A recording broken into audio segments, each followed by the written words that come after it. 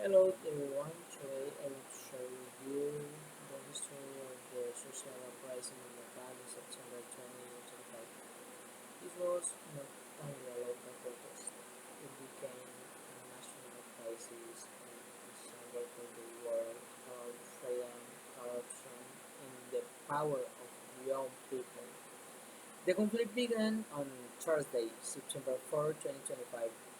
On that day, the government of Prime Minister KP Sharma Oli blocked 26 social media platforms, including Facebook, Instagram, YouTube, and X. The official reason was national security, but in truth it was a reaction to a viral TikTok campaign called Nepotism. This campaign exposed the luxury lifestyles of politicians' children like expensive cars, designer clothes, and big parties. For most Nepalese, face unemployment and poverty these images were offensive. The hashtag Nepalese spread quickly, and for Generation Z it became a symbol of their fight against corruption. When the government blocked social media, young people saw it as an attack on freedom of expression. Of course, on Monday, September 8th, thousands of young people, many still in school uniforms, marched peacefully in Kathmandu toward the parliament. They carried signs and shouted hashtag Nepalese. Their demands was clear: transparency and accountability. But the protest soon turned violent. In New Baneshore, police used water cannons and tear gas, even near hospitals. At least 19 people were killed and over 300 injured. The shock was so strong that Interior Minister Ramesh began resigning that same day. The next day, September 9th, South exploded. Despite the curfew, protesters set fire to the federal parliament, the Signa Duar administrative complex, and party office. Private homes of politicians were also attacked, and sadly, in one tragic case, the wife of former Prime Minister Jagannath Tanal died in a fire. At the same time, more than 2,000 prisoners escaped as the prison system collapsed. Opposition leader Lami Shein was released, giving the new energy to the movement. Under this disaster, Prime Minister already resigning and was evacuated by the army. By the end of that day, at least 25 people were dead and hundreds more were injured. On Wednesday, September 9th, the Nepal Army assumed control. They imposed a national curfew, closed borders and airports, and promised to act as neutral mediators. For citizens, this vote brought relief and concern.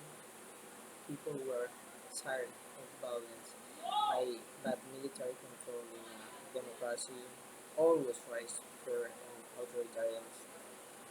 The rising led the strength of young people, while decided as a reaction the legal consortium became in a struggle for justice and freedom. Generation Z played a central role, showing that social media is not only entertainment but also a tool for real political change. Internationally, the event spread quickly throughout global platforms. Governments expressed concern, and neighbors like India and China monitored the situation closely. Embassies in Kathmandu raised alert that there were no serious injuries regarding foreigners.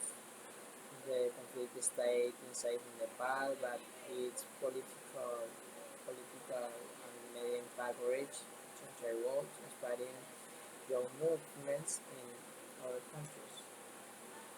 Well, in conclusion, the Nepal uprising of September 2025 shows how fast a video and conflicts can evolve into a political and social crisis.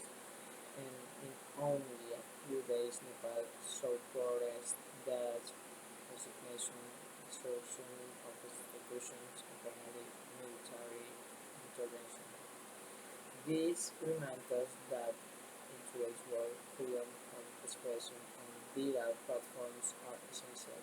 For millions of young people, they are not just entertainment but tools for activism and change. When these freedoms are restricted, their action can be powerful and explosive. For me, as a student of international business, this case is a highlight lesson. It proves that political stability and transparency are key for economic growth and global trade. When a country falls into chaos, investors lose confidence, markets are affected, and opportunities disappear. It also shows how digital platforms are not only political space but also essentials for business, marketing, and international cooperation. Finally, this crisis teaches us that young people are already active voice who can transform politics and economics. Um, as a future negotiation in international business, I see Nepal as a call to always respect freedom and defend transparency because these are also the foundations of fair and sustainable business around the world. Thank you for listening.